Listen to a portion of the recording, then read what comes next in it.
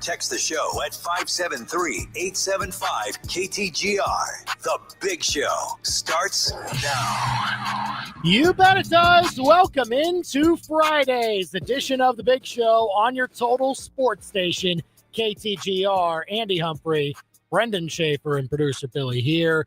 You can call or text us at 875-KTGR and tell us who you got. The Tigers and the Gamecocks taking the field tomorrow. And I think if we saw probable on the availability report for Lenore Sellers, he's playing, right? Tomorrow. He was already playing, but now that confirms it. I mean, if you had any doubt. It's as close to confirming it as you can get, and I think everybody knows that's who Mizzou will be facing tomorrow. So, how do you feel about tomorrow with all of that known? Call or text us at 875-KTGR. And an interesting question posed from Peter Burns of ESPN and the SEC Network today that I think we'll get into here in a bit. Is this a bigger game for Mizzou or South Carolina? Who is the game bigger for?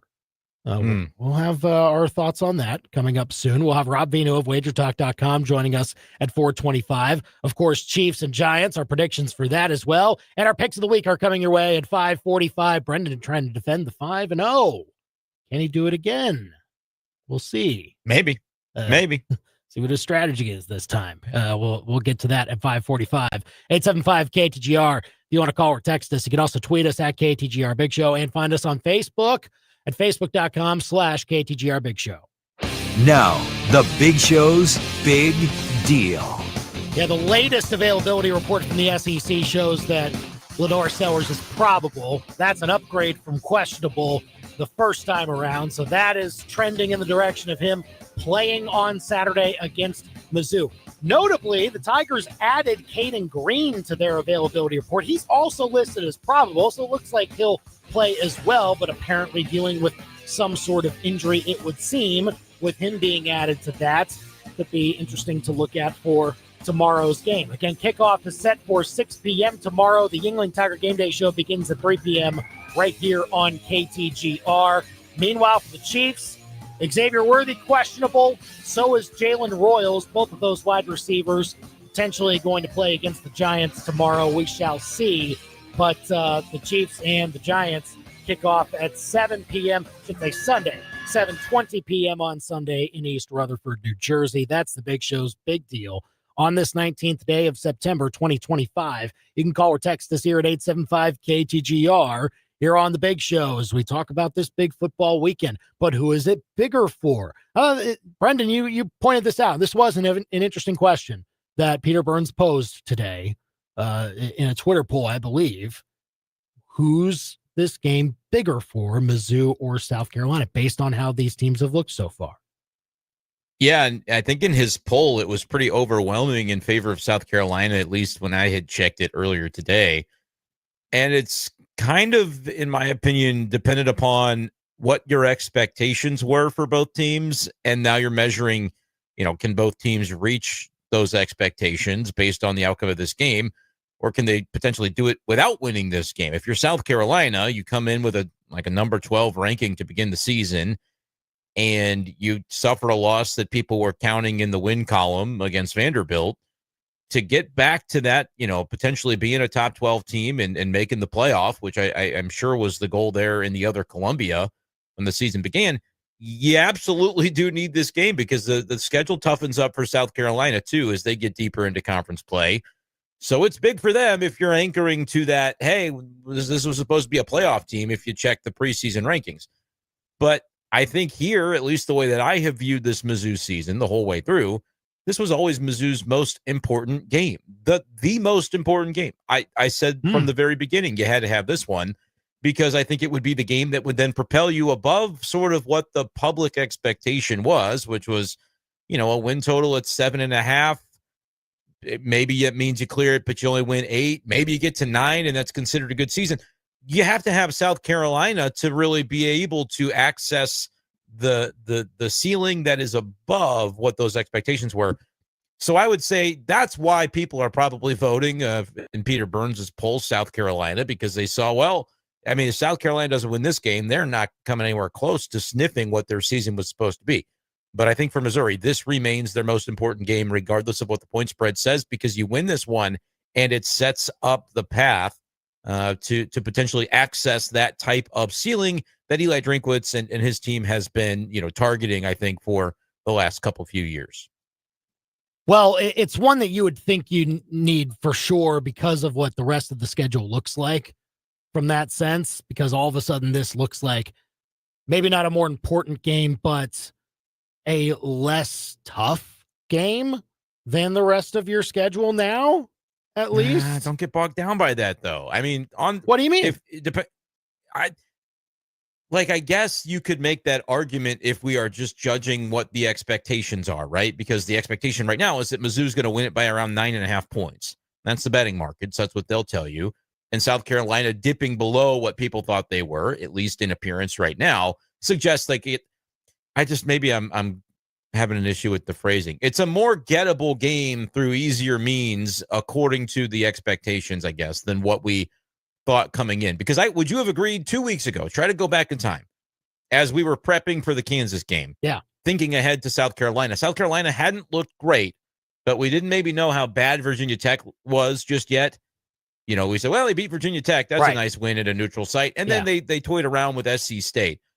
But what would we have predicted 14 days ago as the spread for this Mizzou-South Carolina game? Not Mizzou minus 9.5, regardless of who their quarterback was. Sure, but we learned more info about both teams. We saw Mizzou's offense. We saw what they're capable of. We saw that their defense was good enough of making the plays that they need to make in order to basically win every game. And in the case of the Kansas game, kind of stay in it when they had to climb from behind.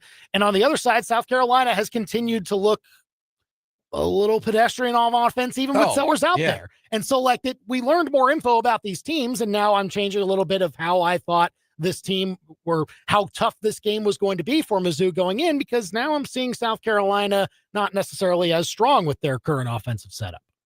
And I guess that's where I come down on it going, I don't know if I agree. From what we have seen, for sure. I think this has to be the week where South Carolina has to disprove the theory of what they've put out there so far. What they've put out there so far is you're not nearly as good as last year's team. You're incompetent offensively. But knowing that it's a lot of the same, it's the same quarterback and it's the same top player on the defense when we talk about Dylan Stewart, the team has not performed as well through their start of this season, especially relative to their schedule and things like that. But could it also be that we're looking to overreact to the Vanderbilt result, where they didn't have their quarterback that's going to be playing this game, right? You're right. They haven't looked as good with Sellers as they did last year with Sellers. But could it be that Vanderbilt's better than we thought? And with the Kansas thing, is Kansas about what we thought, which kind of equates to lesser than Vanderbilt and lesser than South Carolina, I think. Who do you think the better team is between Kansas and South Carolina? That maybe tells me a little bit about what you're expecting. Probably tomorrow. Still South Carolina. Yeah. Yeah. I think so. So that's where I'm at, is the spread may tell you a story. Right. But I don't think South Carolina all of a sudden is tougher than, it's not tougher than Mizzou's game against Auburn and Mizzou's game against Vanderbilt, where they have to go to those places. Same with Oklahoma and others. Before the season, I would have called South Carolina tougher than those games, potentially. Yeah. But I think that's a sign of how tough the schedule is now for Mizzou. Rather than this game's easy, it's more of the three games that we thought were about coin flips on the road. They're all tougher than all three of them are tougher than we thought they would be. But again, I don't think it even went into the easy category of this. It's easier compared to the rest of Mizzou's schedule, but you still can't an SEC game. And that's where I can't think about that. No, you can't think about that. It's the first, if that attitude even is just a little bit in our back of our minds. Now, is that pervasive? Is that sort of the vibe of, you're supposed to blow these guys out? A team that 2 weeks ago we would have said, I don't know, coin flip. Is it a pick 'em on the point spread? That's kind of what I would have said 2 weeks ago. Is it, you know what? South Carolina might be 3 points better than Mizzou. Mizzou gets it at home. It's probably a pick 'em. It was about what I would have argued 2 weeks ago to this day. And now we're 9.5. Maybe that's not enough. It used to be 13. Whoa. And the vibes are what I'm talking about with this. You're not wrong in logical, but ultimately I come down on it. I alter my view a little bit on what both teams were coming into the season, Mizzou, a little bit better on offense than I thought. South Carolina, a little bit worse on offense than I thought. Defense is probably about what we expected. But I still come back to the original question, who's it bigger for? This game has decided who finishes above whom in the standings. Yeah. It's seemingly every year that they've played this game, which has been annually ever since Mizzou joined the conference. Like that's what it means. I really don't think there's a clear answer to this question. Usually I have one, but I don't think there is one. I think it's pretty darn even as to who this is. And I can understand both. I can understand the South Carolina side of it. Like, they are hanging on by a thread. They expected the playoff. And they had the it's all about talent expectations. Right. And that's the key. The expectations and the talent that you have on your roster. And are you letting it go to waste a little bit? So from that angle, I absolutely see it. And Mizzou, like, technically their playoff hopes are still alive even with losing this game. But it's harder to project out because, again, the back half of the schedule looks tougher than it did before. So that pumps up Mizzou's urgency for a game like this to have it under your belts. That way you can still have maybe a couple of games that you could potentially drop down the line and still be okay as a playoff resume. But that's why there's so much give and take with this. I really don't have a clear answer. I think if you change the phrasing to which team has to be more desperate to win it, it's South Carolina. Because they're in desperation mode. They are, yeah. But that's a product of what they did or didn't do against Vanderbilt. Mizzou almost needs to play with that desperation because this was always the key that unlocked their season. It doesn't matter what the spread of the game is. South Carolina unlocks the rest of the season. They passed that test against Kansas. You pass this one, you're 5-0 going into Bama. I'm counting UMass. I'm not going to play it around like I did last year. That was on the road. That was really scary. Yeah, UMass is a nothing team. Yeah. So you're 5-0 going into the Alabama game, which is then allowed to be the biggest game of your season. It's not allowed to be that until you get to a point where it tips the scales in your favor, because Missouri's 6-0 after that, 6 straight home games to start the season. They're ranked in the top 12 probably by that point if you rattle off South Carolina and Bama, almost regardless of Bama picking up another loss between now and then. I think that's probably true still. Mizzou would be on the map. But as you mentioned, now every single week thereafter pretty much is a landmine. 4 of them on the road, 2 of them at home. Texas A&M has beaten Notre Dame, so if you thought that was going to be, an easier game this time around, you're wrong. Like, there's so many landmines that almost to build up the, hey, this is a 10-2 caliber Mizzou team, you have to get to 6-0 to really feel like you can afford to slip up at some point after that. Maybe slip up is not going to be in their vernacular, but that's why the game couldn't be any bigger for Missouri. I just think South Carolina has to have that baked in desperation because they slipped up already. Call or text us 875-KTGR. Who's this game bigger for, Mizzou or South Carolina? Billy, what you got? I was going to say, the argument, too, for South Carolina, they get Kentucky next week at home, a bye week, and then 4 straight games.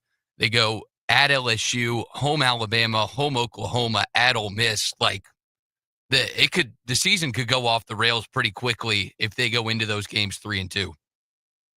This has to be a given for them with that schedule. Right. If you're still talking about, forget playoff even. Like, if South Carolina loses to Missouri, you're talking about a team that's going to have to scrap a little bit just to get to a bowl game. Like, for real, because that is a daunting schedule. And I know they finished with Clemson every time. I think they'll still beat Clemson. I just don't think very much of Clemson this year. But, like, you talk about a game for South Carolina that is truly going to dictate that fork in the road. Is 10-2 still accessible? Is playoff still accessible? Is 9-3 even still accessible? Or is this thing going on a path where people are starting to look a little sideways at Shane Beamer again? Like, this is a very bellwether for Mizzou, but we just are looking at Mizzou from a perspective of everything that's gone positively so far. Still a bellwether, because if you lose, then you go, well, wait a minute, we're supposed to win this game based on what everybody thought. South Carolina, they're not supposed to win, according to who says out there. But if they don't, it very much opens up the bottom to drop out of their season. And look, I think the same thing can happen for Mizzou, though. Like, it can. We just don't view it that way because everything's been good so far. Yeah, you haven't seen them necessarily fail yet. The closest thing you saw was against the Kansas game, but they were able to pick themselves up and tie the game at halftime.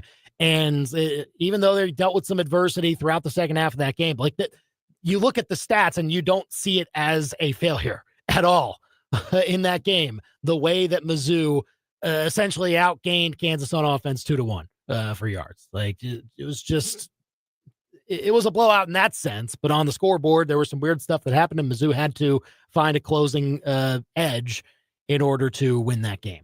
But I still see this as all of a sudden a game that you need to have under your belt so that when you go to Norman and you go to Auburn and you go to Nashville and you go to Fayetteville and you host Texas A&M, who I don't think will be ranked 10 by the time Mizzou plays them. They deserve it today. They deserve it for now. 100%. Yeah. Won't be an easy game at home. That game is tougher today, I would say, than the South Carolina game this weekend. Yeah. But look, this is still the next one. It's the first SEC game. It is very clearly the toughest game you have had to this point. So you still have to treat it that way and treat it as if it all gets bigger from that point based on every step you take to the playoff in order to get there. I think what makes me so uncomfortable about the way, you weren't wrong in the way you said, like, it's easier relative to what's to come, because if Auburn, Vanderbilt, A&M, Mississippi State, Oklahoma, and even Arkansas, all 6 have gotten tougher in terms of perception, whether it's by a little bit, like I would say Arkansas's just got a little bit tougher just because, wow, Taylon Green's really playing his ass off. But like their defense is gettable. But each of those teams has looked, I think, even if just a little better than we thought they would. Not one of them has underachieved in terms of the back half of that schedule. Bama has maybe slightly underachieved from that one result against Florida State. And South Carolina has underachieved based on the way they've started their season. But that, like, because everything at the back half is so much tougher, you can't afford to look at anything in the front half and go, oh, this is where we can kind of make up for it. Because the moment you do that as a football team, you're lost. Now, obviously, Andy, you and I and Billy, we don't play on the football team. We have no bearing on the way the football team thinks. Yeah. But like with that energy out in the ether, I'm like, no. I've seen too many South Carolina Mizzou games to know that you can't go, here's what's going to happen ever. Never, ever. Yeah. Not even if there's a fire. Like you cannot think you know what's coming in this matchup, which is a rivalry, in my opinion. We'll see if the SEC agrees with that on Tuesday. But that's what scares me, is because I spent the whole lead up to the season and to this point billing the South Carolina game as the most important game. And if we're like, whatever, like this is another one you can kind of roll through when it's the first SEC game. And it's a team that was preseason number 12. Mizzou cannot have a mentality that lets its foot off the gas even a little bit. Oh, maybe Sellers isn't 100%. No, it's a trap. It's a trap. This has played itself into a trap game, if I may. Trap game. If you look at this, if you look at the spread, yeah, massive neon arrows trap. But you cannot look at it. You look ahead. You look forward, and you just play the football game.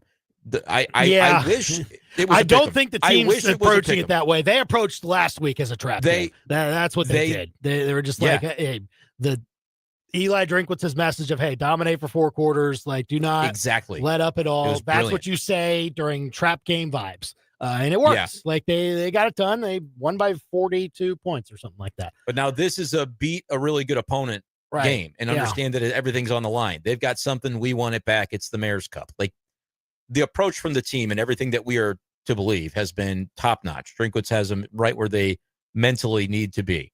As a fan squirming in my chair, I wish it was a pick 'em, because that I would just feel like, all right, you've had, you know what it is? It's like that STP mentality has carried you so far.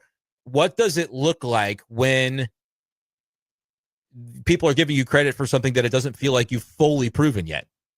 It's a weird feeling for this team, because normally it's the complete opposite of that. Normally it's the other way around. Normally it's going into the other Columbia last season and being a 9.5 point underdog and going, Mizzou's coin up with this team. Like it's going to be a fight. We got a chance. We're going to win this game. Like that was the mentality.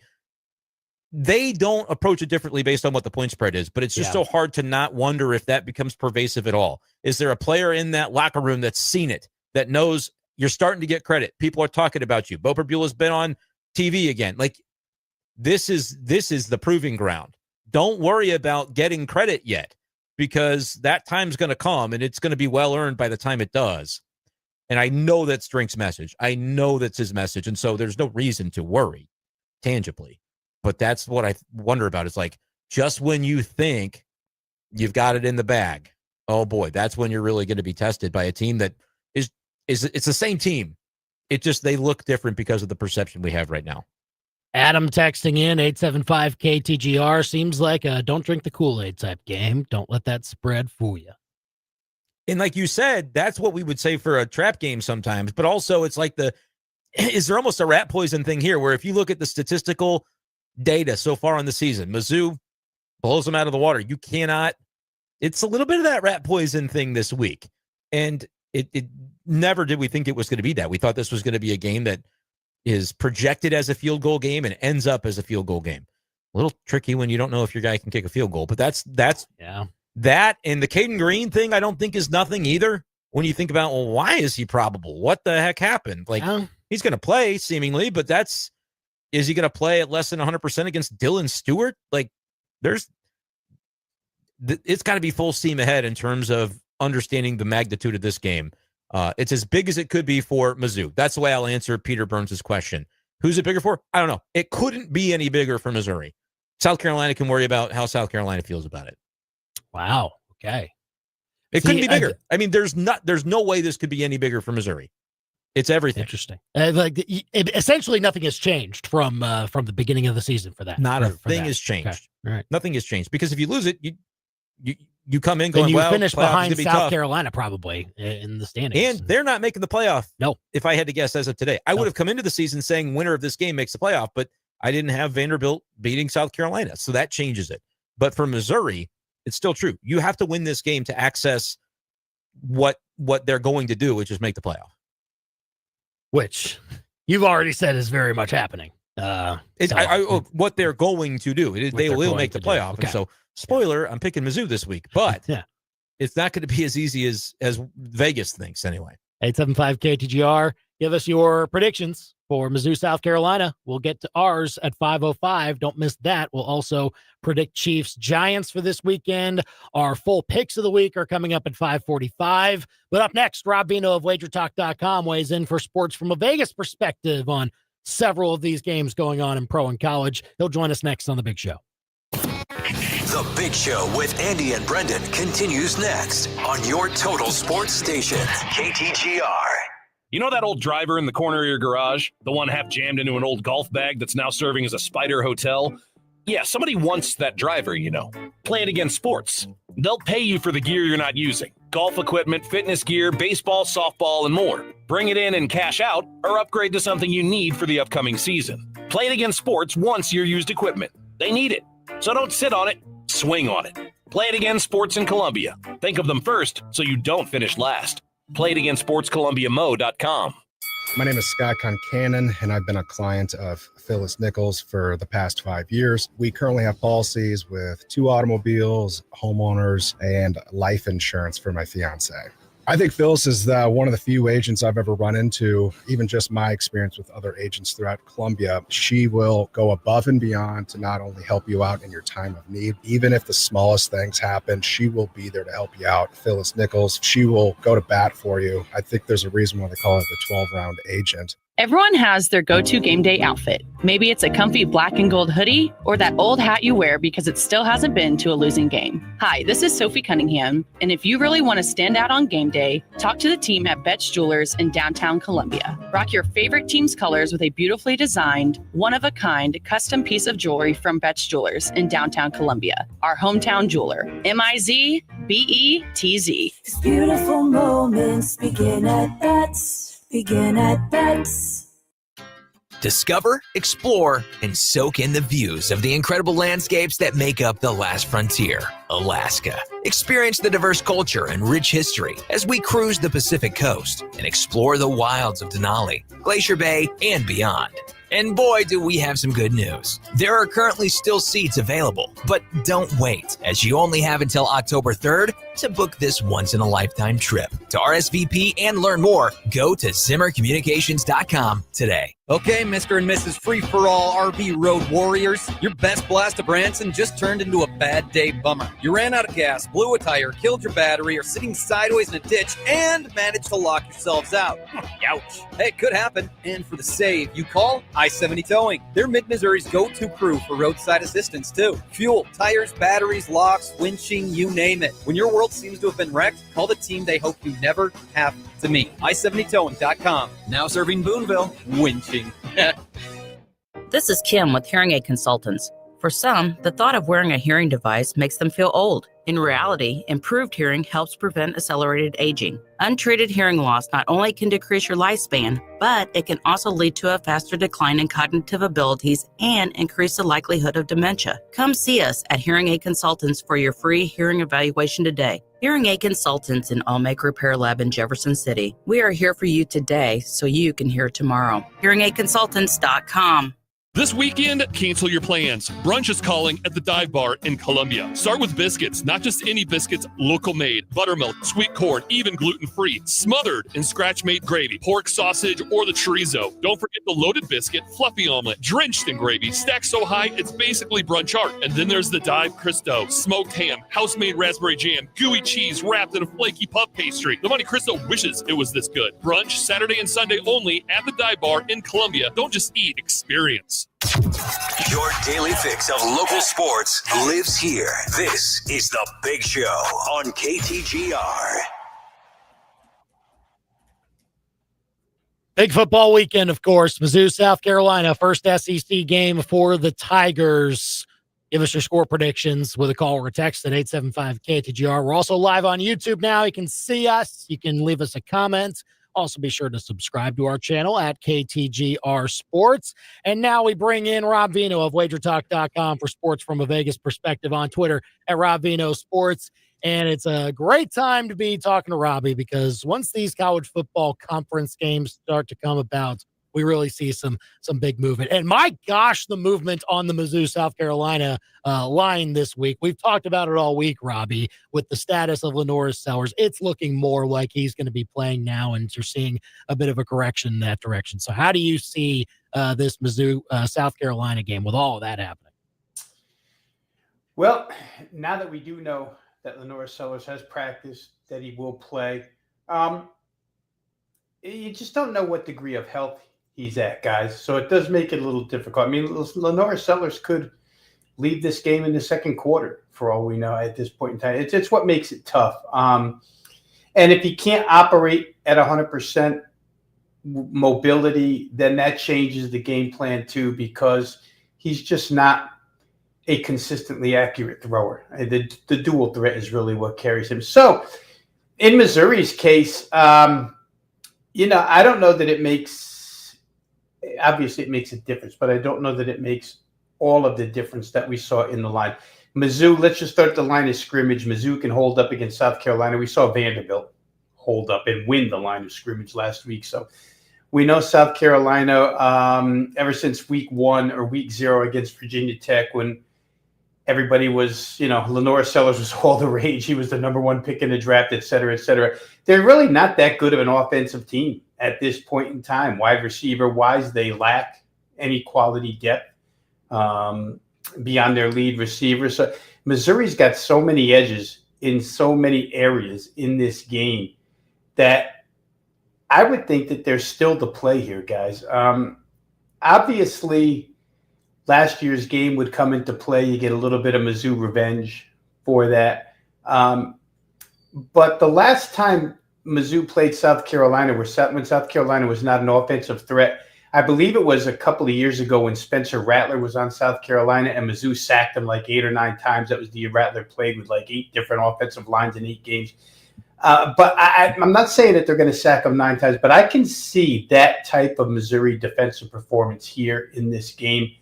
And what we've seen out of the running of Hardy, who bounces off tackles like some of the best backs in the country. And I still wonder, I don't know if I said this to you guys last week. If I did, and I'm being repetitive, let me know. But I do wonder how James Franklin picked Drew Aller over Bo Pribula. It just makes me wonder what the head coach is looking at in quarterback play, because right now Pribula playing outstanding ball. I think Missouri's probably the play here. We've seen the total go up a couple of points. That's totally correlates to the presence of Lenore Sellers. The number's obviously going to go up. I don't know that I agree with it, but I do think Mizzou minus 9.5 is probably the right side. You know, Rob, I'm not like a Penn State hater or anything. It doesn't give me pleasure if something bad happens to Penn State. Like, that's not a program that I have any ire for or any disdain about. But, man, I do think they made an excellent choice. I am really appreciative of the decision on Aller versus Pribula. You said with Mizzou that it may not make the level of a difference from Sellers to Doty that the spread and the way that it moved around this week would make. In your interpretation, when something opens up at a select few books at 7, it rushes to 13.5 and then trickles now back to 9.5. Is that all Sellers related, or is there anything else that you can identify as to? Because it just feels as though that is more significant movement than we might even normally see with an injury question like the one that we've had. I've been fascinated by it the entire week. Yeah, a couple of reasons why that happens, guys, is that the opener is placed out there and then limited. I mean, it used to be when I lived in Las Vegas that, you would have to draw from a raffle. And the first 100 people, I think the tickets were like 1 to 100. And whatever number you drew is where you stood in line. And the bookmaker would open up the games, and they don't know that they're correct with their opening lines. So they let the wisest guys in town come in, grab a number, and they limit your bet, and they raise the number accordingly. And if you get limit bet after limit bet after limit bet because all these people are rushing to the window, they don't think Lenore Sellers is going to play, the line goes up increasingly faster. $1,000 limit means, it goes from 7 to 8 to 9 to real quick. And then who's to say by the time it gets to the end of the line, you get to go twice, 3 times as many as you want. They just don't do the same thing over again. That's why you get a 6-point raise, a touchdown raise, and then you see the comeback of 4.5 points, I guess, from 4 points difference between quarterbacks here. So, listen, the guys who bought back probably did well for themselves, right? If you were in on the short end at 7 and the high end at 13.5, that's a pretty good gap there to middle this game. But where we stand right now talking about it, I think Mizzou is probably the right side at this price. Rob Veno of WagerTalk.com with us on the Big Show KTGR and the KTGR app. Some other intriguing college games this weekend. I wonder your thoughts on Auburn, Oklahoma. It seems that both teams they've had a Power 4 win out of conference so far. Now their first, conference game to deal with. Oklahoma getting a lot of love as the home favorite. I wonder if this is just people maybe still a little uncertain about Auburn and are maybe not quite ready to pull the trigger on them making a huge jump in SEC standings or things like that. I just wonder your read on that. Yeah, well, we've got a couple of data points here, guys. Michigan came into this stadium, walked out a loser. Of course, they had a freshman quarterback in his first road start, Bryce Underwood. I think that could be anticipated against the Brett Venables defense. You can confuse a young kid. But they have intimate knowledge of Jackson Arnold as well, coming in to run the Auburn show. I think the difference between Michigan and Auburn, and I think we saw it right off the bat in the Baylor game. Baylor came out, Dave Aranda, with a game plan to stop the wide receiving tandem of Auburn, which you could actually make the case that it's a top 5 duo in the country. And Auburn just basically said, well, you know what? If you're going to take our receivers away, here's what we're going to do. We're going to get behind this offensive line. We're going to run it. We're going to let Jackson Arnold run it. We'll incorporate quarterback run. They ran for over 300 yards that day. They won't run for 300 yards against Oklahoma. The question, whichever side you're going to play this game, is whether or not the Auburn defense holds up against John Mateer and company. An offense that seems to be getting better week by week by week. That's a team that since the summer has said they believe in this kid as their leader. I've been really high on him in Oklahoma. I thought the price was a little bit, when I first looked at it, I said, wow, 6.5, that's pretty high against the Hugh Freeze offense. But I can see Arnold being the guy who makes mistakes in this game from a quarterback perspective that might lead to Oklahoma points, guys. So for me, it would be Oklahoma or not at all. Yeah, we've seen that before. Mizzou fans have certainly seen it. Oklahoma fans have seen it. So that will be interesting to see the way that one plays out. Another one involving an SEC team. I'm interested in your take, Rob, on Florida at Miami. Miami favored by around 8.5. it's one of those deals where, all right, Florida loses to South Florida. South Florida becomes that public darling with all the points they were getting, and Miami beat them like a drum. Now, you look at a Florida team that lost by 10 to LSU, but so many mistakes by Lagway. How do you come down with all the variance that's happened between the teams involved here on what this spread looks like in a road game for the Gators with probably a sense of desperation if you're the head coach, Billy Napier? Yeah, it's funny. I talked about this one on an earlier show, guys, and I'll say this. I love to come on and try and provide some type of intelligent analysis, but there's sometimes in handicapping where you just get a feel, and to me, the feel is to play Florida plus 8.5 here, and you can't really sit there and go through matchups and go through situations and say, well, Florida comes out to play. Couple of things. Brendan, you hit on one of them. When you commit as many turnovers as Florida did last week in Baton Rouge at night, and you walk out of there only a 20-10 loser, that's kind of a win. I mean, LSU should have won that game 40-10, never mind 20-10. So credit to the Florida defense, which will have to hold up against Carson Beck and company here. I think they showed last week that they probably can. But what scares me with Florida is Lagway and the combination of he making mistakes and the Miami pressure. Miami's one of those teams that can come at you with that defensive front, and that's kind of scary. If it was a team that didn't have as fierce a pass rush, I might not be as nervous, but I still think Florida in a desperate situation, and it just seems every time Billy Napier's back is up against a wall, Florida comes up with that great performance. And I would actually say that last week defensively was a great performance. Brian Kelly got a little, I won't use the word I want to use, but edgy after the game. And he did get edgy. Yeah, he got a little edgy. Didn't like the questions. But credit to Florida's defense. And I think plus 8.5 in a desperate situation. It's not even a conference game, guys. Just not a little, but it's an in-state game. So I think plus the points is probably the right way to go. Rob Veno of wagertalk.com with us on the Big Show KTGR. A quick one on a college game. It doesn't involve anybody with a number next to their name, but how do you feel about this total for Arkansas and Memphis in this one, especially with how Arkansas went to Ole Miss and had a lot of success on offense there? Yeah, I think there's only one way to think, and that would be over. Sam Pittman's team is rolling behind Taylor Green. And the other side, Memphis, obviously always known for their offensive output, but Brandon Lewis, former quarterback out at Colorado, extremely talented in his own right. And I would say this, Memphis has not been tested defensively the way they'll be tested here, so I would think Arkansas scores their share of points. The only thing that would scare you off of this a little bit, guys, is that maybe you think Arkansas is in a letdown spot, but the rivalry between they and Memphis, the proximity, et cetera, leads me to believe that Arkansas will play. And they don't take their foot off the pedal here. Bobby Petrino doesn't let up as the OC. So I think Memphis will get theirs, Arkansas gets theirs, and until further notice, we play Arkansas over. Seems like the way. I mean, especially after watching that Ole Miss game play out. Little NFL from you, Rob. Sunday night, the Chiefs starting 0-2 is maybe not what a lot of people had on their bingo cards. Now they're going to a Giants team that feels like, Russell Wilson's probably trying to hang on to that starting job. It feels like, though, if you're the Chiefs, you can't drop this one as well and still have playoff hopes. It's getting dangerous quick for KC. How do you view the way that the Chiefs could respond, still kind of not knowing exactly where Xavier Worthy's going to be when that game begins? Yeah, it's difficult right now, right, guys? I mean, they went through the offseason figuring that they were going to have Hollywood Brown, they were going to have Rashee Rice. Well, they didn't know exactly that they would have Rashee Rice all season, but for the majority of the season after the suspension was handed down.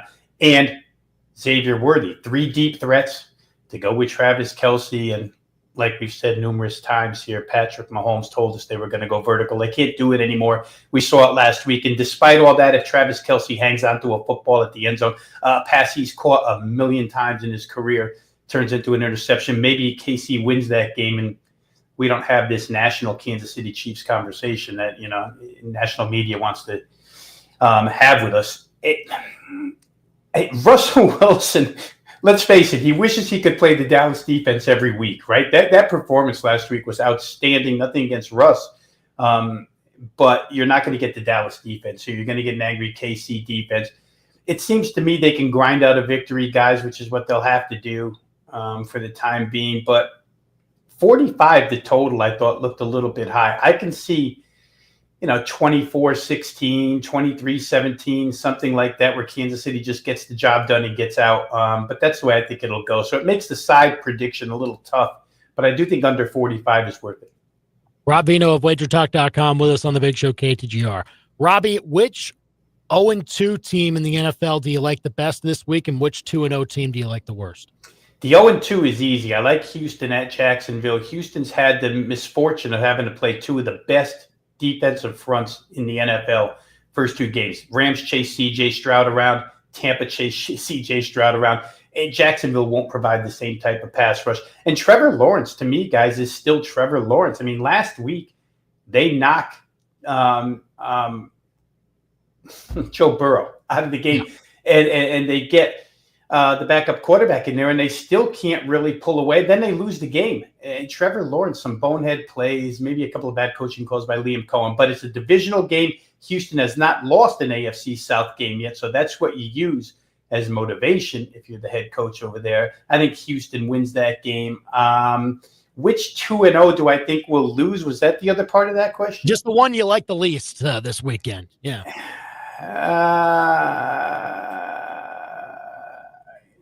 Wow, great. Well, I'll tell you what. From a point spread perspective, the 2-0 I like the least is probably the Eagles. The Rams are getting 3.5 here. They remember the snow game last year. They're on a drive to win that game at the end. It didn't work out for them, but they've had this one circled on their calendar. And Eagles are 2-0, but I think you guys probably see the same things I see. They look a little flawed in some areas right now, so maybe LA can take advantage of that and win that game. Very, very good. We'll see what happens there in the NFL. Is there a free pick you like that you want to give us? How about we start college football Saturday off tomorrow? It'll be 11 a.m. for you guys, 12 o'clock for me over here on the East Coast. But let's get to an early one. This should be, I love these fireworks shootouts, right? SMU, TCU. Yeah. It always seems to be my 7 touchdowns against your 6. Wouldn't be surprised if that's the way it goes here again. TCU has shown no ability to play defense, nor has SMU. And both the quarterbacks in here are studs. Josh Hoover on one side, and of course, Kevin Jennings on the other side. So I think, the play callers, Rhett Lashley, Sonny Dykes, go back and forth, and we get over 63 points.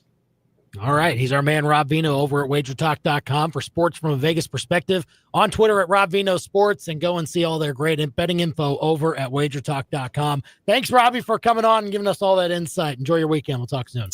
Thanks for having me, guys. Take care. Have a good weekend. All right. You too. It is 4:44 here on the Big Show, KTGR, and the KTGR app.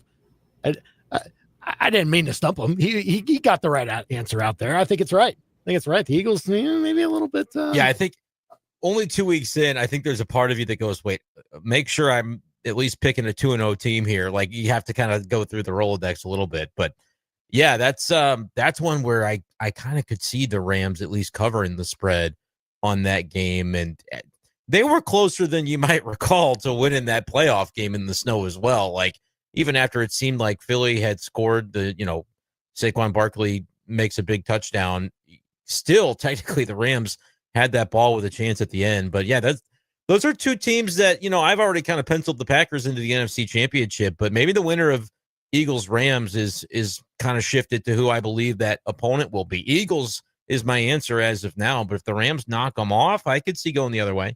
Very interesting weekend in store in the NFL. We'll be looking forward to that. Give us your predictions for Chiefs Giants. We'll have our predictions on Mizzou, South Carolina as well at 5:05. But Under the Bus is coming up next. This was one of those long responses that I don't think anyone really had the time to read. And so I think Mark Cuban's just on the wrong side of this. I will just assume that that's the case, considering the guy that he's going up against. That's next. Now, your local sports center update on your total sports station, KTGR.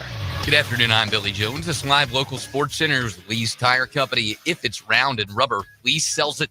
Lee'sTireCompany.com. Mizzou in South Carolina, just about 24 hours from kickoff. Tomorrow, 6 p.m. start as the Tigers open conference play. Do that one right here on KTGR. Yuengling Tiger Game Day Show begins at 3 p.m. Final availability report. South Carolina quarterback Lenoris Sellers upgraded from questionable to probable. It's been a question mark all week. And Mizzou offensive tackle Caden Green makes an appearance on the injury report listed as probable. The final injury report for the Chiefs out as well. Defensive end Michael Dana and cornerback Christian Fulton both out. Wide receivers Xavier Worthy and Jalen Royals both listed as questionable. Chiefs 0-2. They'll play Sunday night against the Giants, 7:20 start. The Cardinals begin their final home series of the year, first of 3 against the Brewers. Sonny Gray gets the start on the hill tonight, and the Royals hit the road to go north of the border to take on the Blue Jays. Michael Lorenzen facing off against Max Scherzer. Royals lost the rubber match yesterday to the Mariners 2-0. Up next, your ABC 17 Storm Track forecast.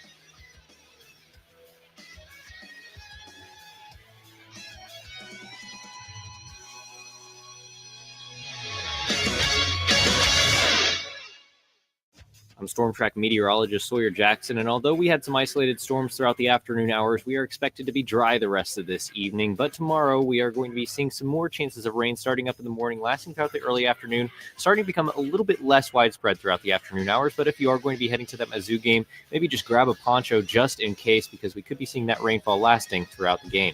I'm Storm Track meteorologist Sawyer Jackson, and that's your ABC 17 Storm Track forecast on your total sports station, KTGR. Truman the Tiger. M-I-Z. Marching Mizzou. And of course, to the house! To the house! The traditions of Mizzou football live here. Join us Saturday. Mizzou opens SEC play against South Carolina. Our coverage begins at 4 on your home for Mizzou football. Mid-Missouri's total sports station, KTGR. Hi, everyone. Andy Humphrey here for ProfitShares.com. Don't forget, this weekend, enter into those profit picks contests for pro football or college football, whichever one you want to show off your knowledge in. Enter into those contests, make your picks, and the more you get right, the more P dollars that you can win. Those are essentially the online credits that you use to redeem for gift cards to restaurants like Chipotle and Chick-fil-A, or you can use those credits to make charitable donations to your favorite causes. If you haven't been in on ProfitShares.com yet, well, now is a great time to start. Go to PROPHET shares.com. You can sign up. They'll give you an allotment of online credits to use, and then you enter into contests with those. You make your picks. You climb up the leaderboard. The higher up you are, the more you can win, and then redeem those for some great prizes. And the best part, it is 100% free. You don't need to put anything in to play at ProfitShares.com and show off your football knowledge. Go to PROPHET shares.com. Drove your new Defender on 63. Got in a fender bender with an SUV. No need to shout. Don't go crazy. Just get your phone out. Call FPP. They do all the work with your insurance company. 1, call the number. 2, take it in. 3, get your car back like new again. Take it from me, they make it hassle-free. You can't go wrong with the easy 3. Just a 1, 2, 3 with FPP.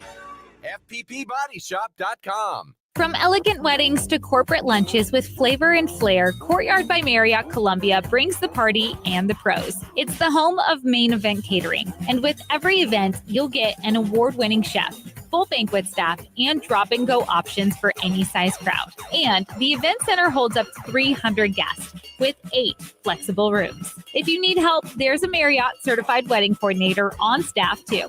Book now by calling 573-443-8000. Shangri-La is proud to be a part of every black and gold home game this season at the Zimmer Tiger Tailgate. Swing by our tent to play games, win prizes, and hang out with Missouri's top team of cannabis aficionados. Want to join the fun? Pick up your free Tiger Tailgate tickets at any Shangri-La location. Then come find us on game day. We'll be bringing the energy, the prizes, and the community spirit that makes Tiger football unforgettable. Shangri-La Dispensaries is paradise found. ShangriLaDispensaries.com. Let's talk numbers, because if you're a fan of stats, you'll want to hear this. Flight by Yuengling has just 2.6 carbs and 95 calories. It's light beer that actually brings some game day flavor. Whether you're at the tailgate or watching from the couch, Flight delivers that crisp, refreshing taste without the extra baggage. Brewed by the oldest brewery in America, so you know it's legit. Flight by Yuengling, the next generation of light beer. DG Yuengling & Son, Pottsville, Pennsylvania. Got to go to the bathroom. I'll be right back. Sweetie, the backyard's that way. Oh, yeah. Just figured I'd use the toilet. It's not normal for your man to pee indoors. He could be suffering from low D, low deck. A low deck just isn't as fun to pee off. Maybe I'll try sitting down. Or no D, no deck at all. But there's help. With Crutch's Custom Exteriors, a sky-high pee platform is all he needs to be and pee like a man again. Crutch's Custom Exteriors, true beauty is on the outside. The best local sports talk around on your ride home. You've got The Big Show on KTGR. It's time to go under the bus on The Big Show.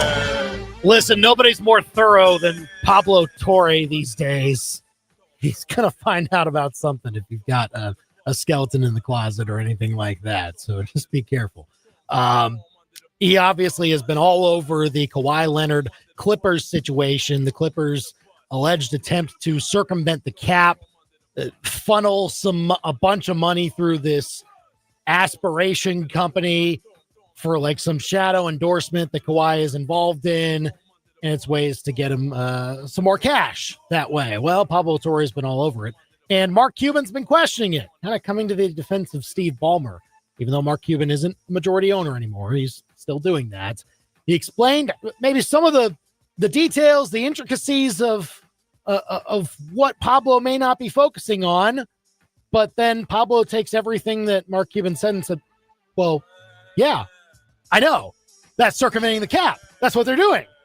It was essentially Pablo Torre's response to it in his latest podcast, I think. And then Mark Cuban then responds again, and it's like a big, long page that you can write on Twitter now. It's kind of ridiculous. I thought there was Mark Cuban can afford the blue check mark, I think. So he's able to. I think so. Yeah. But yeah, the response from Pablo Torre's account, I don't know if you saw this, Brendan. It was perfect. I did. It was perfect. Okay. It was that meme of the guy texting, said, I'm not reading all of that. I'm happy for you, though. Or sorry that awesome. happened. So That's awesome. Mark Cuban's just talking into the void on this, unfortunately. I think Pablo Torre has uncovered everything that needs to be uncovered. Or if it isn't, then he will get to it.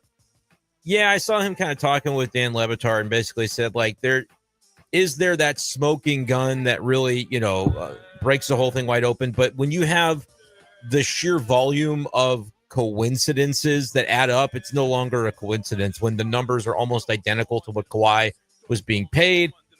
Cuban's argument would be that Ballmer was being scammed by this company. And like, you can just use the ignorance excuses. I was being scammed. I didn't know, that this was what it was. Right. There's no freaking way. And by the way, like, why should we just believe that you were, I was the victim of this thing? I've been savvy enough in business dealings to amass this wealth that, as Pablo Torre points out, could have him buy out every other NBA owner with how rich Steve Ballmer is. But I just so happened to get scammed by this startup. No. It does not pass the smell test to me, and clearly to Pablo Torre, who's done a great job with this. And not sure what the league's going to do yet. That's a big question still. Under the bus. Like, I think they're investigating, sort of. Like, they have to say that anyway. At least. We'll see. But is it really going to take that long if Pablo Torre has found everything out? Like, come on. Let's go. It's time for the sweetest thing in sports on The Big Show. This game between Mizzou and South Carolina, obviously a big deal for both football teams. It's a big deal in the community as well. It's the Score Against Hunger game.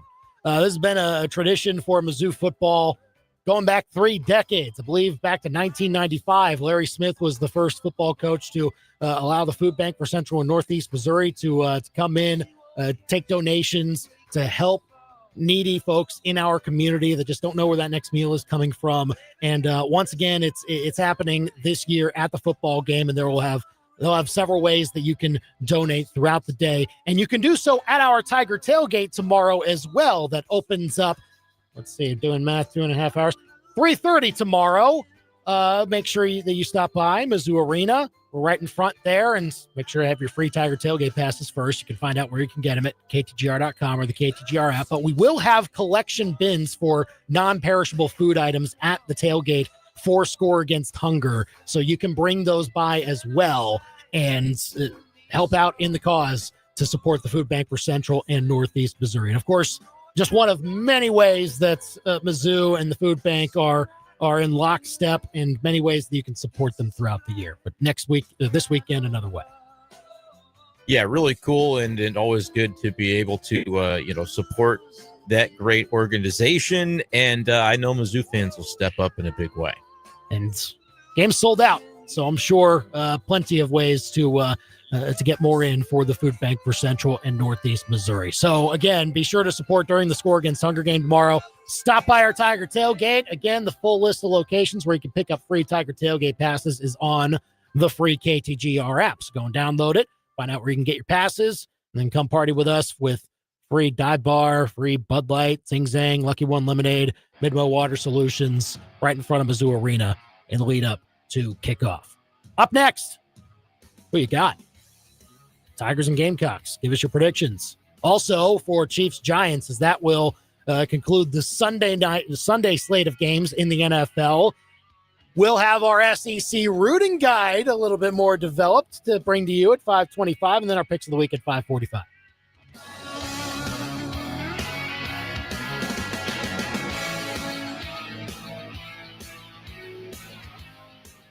It's time to leave those regular malt beverages in the doghouse and adopt Lucky One Lemonade. Made with real vodka and real juice, Lucky One is a premium alcoholic beverage with no artificial flavors, no bubbles, and is only 100 calories. With 4 flavors, blueberry, peach, raspberry, and regular, and money from each pack sold goes to help rescue dogs find their forever home. Come taste Lucky One Lemonade at this year's Zimmer Tiger Tailgate. From backyard hangs to tailgate sips, Lucky One Lemonade is the upgrade that your cooler deserves. Fall savings are in full swing at Buckeye. We've got unbeatable prices on everything farm, ranch, auto, home, and pet. Plus all the gear you need to make the most out of the season. From tools and feed to tailgate essentials and new clothing arrivals, it's all here and on sale. Plus, when you join the free Buckeye Buyers Club, you'll get even more discounts on every purchase, now through the end of the year. Don't miss out on the big savings all season long at Buckeye, your farm, ranch, auto, home, pet, and fall savings destination. School's back. Schedules are packed, and the last thing you need is a list of home repairs. So reclaim your weekends with Bags Homeworks, the fastest, most affordable handyman service in mid-Missouri. Whether it's mounting that new TV, fixing leaky faucets, or replacing a ceiling fan, Bags has you covered. No job's too small, and no wait is too long. Visit Bags Homeworks on Facebook for monthly giveaways and awesome prizes. For more, visit bagshomeworks.com. Bags Homeworks, getting your to-do list done. Columbia just got armed. Minutemen Defense is your new destination for guns, ammo, and tactical gear that means business. From holsters and body armor to night vision and magazines, if you need it, they've got it. Plus, the cheapest ammo in town, guaranteed. Located right off I-70 and Rangeline for fast, easy access, locally owned, veteran approved, built for serious shooters. Minutemen Defense. Get there. Visit MinutemenDefenseLLC.com. KTGR AM Columbia, KTGR FM Fulton Columbia, K286CL Columbia, in Missouri's total sports station. KTGR. I'm Ed Benkin. Week 3 of the NFL is almost upon us, and some players have been ruled out for Sunday. Commanders quarterback Jaden Daniels will not play against the Raiders, so Marcus Mariota gets to start at quarterback. Bucs rookie receiver Emeka Egbuka is listed as questionable for Sunday's game against the Jets. He was limited after dealing with hip and groin injuries. Meanwhile, Tyrod Taylor will start at quarterback for New York in place of the injured Justin Fields in Sunday's game. Obviously, you want to be out there playing, but there's other ways that you can affect the team in a positive way. And as I stayed and wait my time for the opportunity to present itself, I can't be a bad teammate. I can't sulk in or what if or. Fields is recovering from a concussion. Falcons quarterback A.J. Terrell will be out for his team's game against the Panthers with a hamstring injury. Saints defensive end Chase Young will miss his third straight game when New Orleans visits Seattle. Baseball, just 10 days left in the regular season. A marquee matchup tonight will take place in Houston. The Astros host the Mariners. The two teams are tied for first to top the American League West.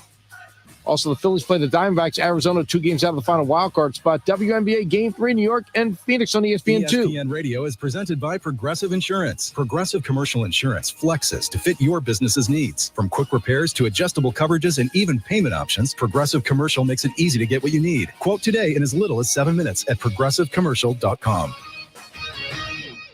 From Faroe 15 to the 10 to the house. Bush. Back to the wall. And it's got her. And Arrowhead. Touchdown. Kansas City. To your speakers. This is the big show, baby. Get fresh takes on the biggest sports stories in mid-Missouri. Right now, this is The Big Show with Andy and Brendan on KTGR. Second hour here on The Big Show. Tell us who you got between the Tigers and Gamecocks tomorrow evening, 6 p.m. kick. Be sure to join us for the Yingling Tiger Game Day show at 3 p.m. tomorrow.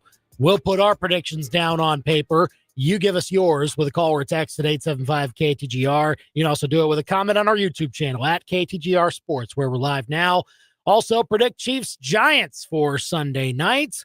We'll have a little SEC rooting guide as that returns. Some conference games to keep an eye on this weekend.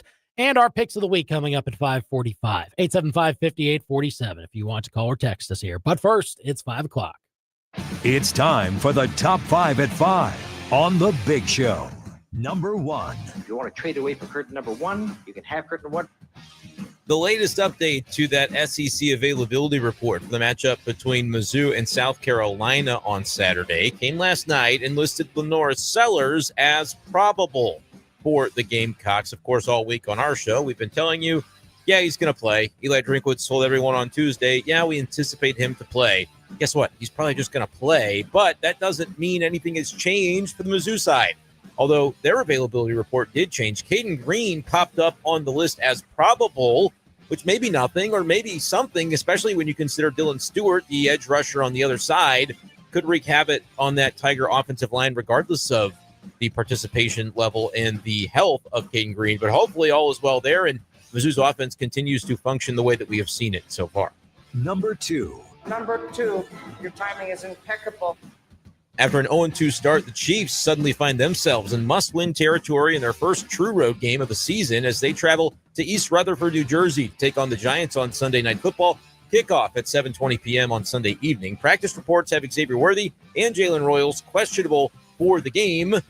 Hopefully both of them end up playing. The Chiefs favored by about 6, but they could be in the danger zone with this one on the road, guys. Number 3. Cardinals begin their final homestand of the season tonight on the heels of an article that came out, I believe, earlier this morning or late last night, in which Katie Wu identified that the word the organization has been rejecting, like a toddler that doesn't want to eat their vegetables at the dinner table, rebuild, is apparently what the Cardinals are now acquiescing to and understanding that they need. And I'm not even totally convinced that it's true. By the way, my concern is that it's going to simply manifest to let ownership off the hook from spending to give their fans a winner.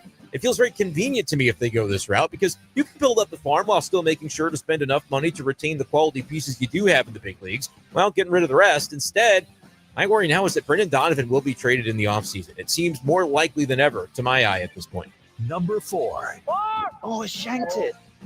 Mark Cuban's giving me thou doth protest too much vibes when it comes to the pushback on the Pablo Torre, Steve Ballmer situation. I'm just not going to believe that a man who has amassed so much wealth in Ballmer that he could buy out the rest of the NBA owners was duped by this company that, if you read what they're about, it very clearly seems like a scam. Number 5. What is the 5 fingers? Say to the face. Slap. I swear I'm not making fun of you Royals fans, but it happened again. The Royals dropped to below 500 last night in a 2-0 loss to the Mariners.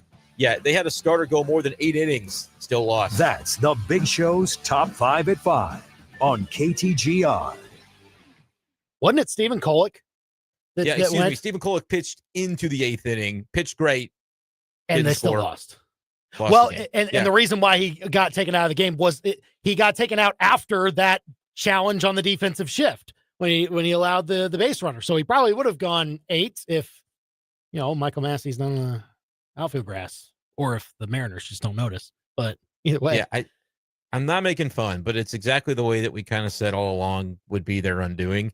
No runs, great pitching. Yeah. Even not like Kolek was not in the rotation to begin the season. It's just they have been able to identify, they've been able to get the most out of guys in that rotation. They, despite their best efforts, still never ended up with enough offensive punch to be able to get the job done. They have an embarrassment of pitching, and now all of a sudden they have decisions to make. Who do we put in this now? Stephen Kolek looked good. Ryan Berger, when healthy, looked good. What do we do? It's very interesting. but will be interesting to see for sure. The Cardinals stuff also kind of interesting too. Nah, I don't. We'll talk about it another day. We got. I kind of read about this article from Katie Wu in The Athletic this morning, and nothing in it surprised me. But I'm kind of like, you got that feeling in the pit of your stomach of what this being articulated allows the Cardinals to have the cover to do. Mm-hmm. And I don't think it's what's best, but a lot of fans, I think, are going, well, duh, we said 2 years ago that you needed to do a full-scale rebuild. But that, to me, is a bit of a cop-out. I think there's ways to do two things at once, but we'll see. It's going to be a very compelling offseason for the Cardinals, regardless of the degree to which they unload salary. I mean, if they're doing that, they're making trades of players that you know for players that you don't, but you may learn about, versus, just trying to operate in the margins to potentially, on the cheap, improve the team. You could get a little bit of both, but it's definitely shaping up to potentially be another lean year in 2026, depending on the way the winter goes. You get what you ask for, fans. Rebuilds are not fun. Just letting you Here know. it comes. Yeah, Just I tell you letting what, it's gonna be rough if it truly goes to that level. Which I think, again, I think that just means trading anybody that's got a salary, anybody that's close to free agency, and if you do that, there's still enough within the organization that I don't think the Cardinals ever lose 100 games, but they could lose 90. Yeah. And that will not be very fun. 875-KTGR. Call or text us with your score predictions for this weekend. Are you ready for yours now? Sorry, you got it? I got a score. I don't know if I'm going to give it to you yet. No, I was just checking my email. You want to guess the inbox? How many unreads in the inbox today? Let's see. You won't get it. You won't guess a number high enough. Well, now I'm going to guess a lot more outrageously high than I was going to. Okay. 57. Ooh. 492. You were higher than needed, but it's 45,730. But that was good. I mean, you were within a decent margin there. No, I was checking my email because I'm getting these emails now from Vanderbilt football because I bought a ticket from their website, and so they're sending me emails like they assume you're a Vanderbilt fan now. You probably are. Maybe honestly. they've heard the show. Yeah, seriously, you probably. No, a lot for them. But I'm laughing because they've sold out Georgia State, they've sold out LSU, they've sold out Auburn. They have not yet sold out the Missouri game. And I saw a tweet this afternoon of a Vanderbilt fan replying to a Mizzou fan. The Mizzou fan was saying, hey, buy some tickets to this Nashville game. Let's flood their stadium because there's still some available. And the Vanderbilt fans are already like, don't let them do it. Buy the tickets. And I'm like, you're a little bit late for that. We're already coming, moving on you guys. Yeah, so we'll help you sell it out. We'll be your Kansas State for that one. For those who remember the meme about Kansas State helping. They only sold out. They only sold it out because Kansas State was there. And I'm even catching flack. I make fun of that. I make fun of that on Twitter. I still say thank you to Kansas State. I did it this week when they sold out the South Carolina game. And Kansas State fans are replying, and they're like, these guys they rent free. They only can think about. I'm like, I truly don't think about your program other than once a week to send that joke, and that's about it. And you guys are going to lose 8 games this year, so you've got your own things to worry about. Anyway, should be happy that we're thinking about you at least once every so often. But that's right. Score predictions for Mizzou, South Carolina. Daniel says 41-24 Mizzou. This team is just different. Oh boy. Adam, that would be noteworthy. Adam says Mizzou 35, South Carolina 17. Hardy for 125, 2 touchdowns. Why am I as worried about this game as I am? Everybody seems to be very confident. Maybe that's what scares me, is that Mizzou fans, even I'm seeing it. It's the rat poison thing. I'm like, don't it doesn't matter for the fans, though. It doesn't matter for the fans. It matters because we don't play in the game. I totally get it. But it's just like that.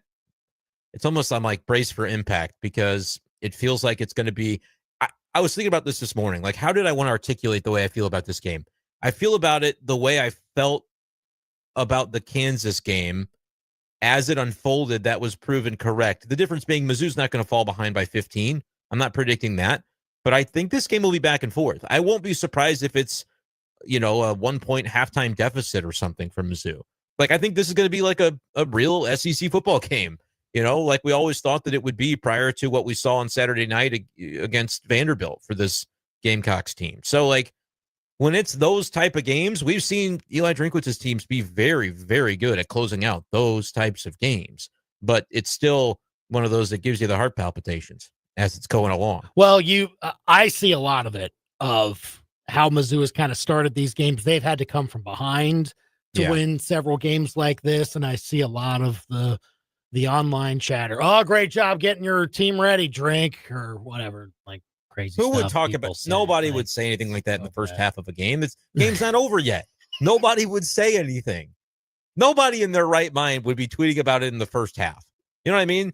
21-6. Nobody. I'm sure nobody was tweeting about Drink getting the guys prepared. Maybe somebody was. I wouldn't know. Tiger Deck. That's the one request I have. If they can hook up a little bit of a different setup with T-Mobile and get me some, it might be like that big metal awning right over my head. That maybe that's what it is. I can't get a signal, but it's actually served to my benefit, right? Because if I want to send a tweet, I have to walk onto the concourse. Memorial Stadium, whatever upgrades you made, keep making them. Don't change that. Maybe you should just construct around the stadium every single year if that's what's affecting it. Probably for the best. I must have tweeted at some point when I got my season tickets in February. I must have tweeted the section out and not remembered it. And the head coach was like, "Here's where we're going to put the metal awning. Just put it right over his head, and we'll be good." No, I had no doubt though. That's the thing. This is honest to goodness. In that Kansas game, I had no doubt. I knew that they were going to come back. But yeah, I mean, they have had that sort of tendency at times to start slow, or there'll be a play where, I mean, heck, last week it was almost the Marquise Johnson play where game could have been tied if that replay review goes differently. Now, he did score on the end zone stretch, but you have to kind of avoid that kind of early moment that gives you something to dig yourself out of. And if they play it clean, they're not going to have this big deficit, but it could be a little bit of a tic-tac-toe, a little back and forth with the South Carolina team that, again, this guy threw for 350 yards on Mizzou last year. I don't think he's going to do that tomorrow, but we have to respect how talented he is. They do have a number one wide receiver who's big-bodied, Nick Harbor, that can, you don't lose him in one-on-one coverage down the sideline. Like, there's some things you got to watch out for in this game beyond just the obvious of I think Dylan Stewart and that matchup with, how they try to get him free at Bo Prabula is going to be scary. You don't want him taking unnecessary hits. Like, right. There's just a lot of little nuanced details. The kicker situation. There's a lot that, if this is a close game, you're kind of wincing because there are so many things that, we think we maybe know about what South Carolina is, but if they snap back to reality of what they've been in the previous year, suddenly we're going, I'm not comfortable with the way this game is progressing. So that's why it is important to start fast. Yeah, Billy. I was going to say, South Carolina offense hasn't looked great, just 41 combined points in their 3 games. But you talked about early in the game, Brendan, in the Virginia Tech and the Vanderbilt game, they went right down the field on those first 2 possessions, both 7-play full drives. So I think that'll be something to watch. They haven't been great across the board, but the scripting's been really good. So I think Missouri's going to have to come out ready to play on that first possession, or the air could come out of the building a little bit. They have scored on every first possession in this season so far. Mizzou has. Yeah. How would you approach that if you're Drink and you get the decision on defer or take the ball? How would you, knowing that, does it change you? No. Because I'm always a defer guy. I want to double up halftime, come out of the gate in the second half with the football if I can, if I had my druthers. Yeah. But does that change knowing the way that South Carolina has started and you want to make sure you get the best opportunity to start quick? No, because the last couple of games for sure, I'm trying to remember what happened in Central Arkansas. I think Mizzou might have started with the football in that game, but in the last 2, they won the toss and they deferred and were able to get a 3-and-out and then a touchdown on their first possession.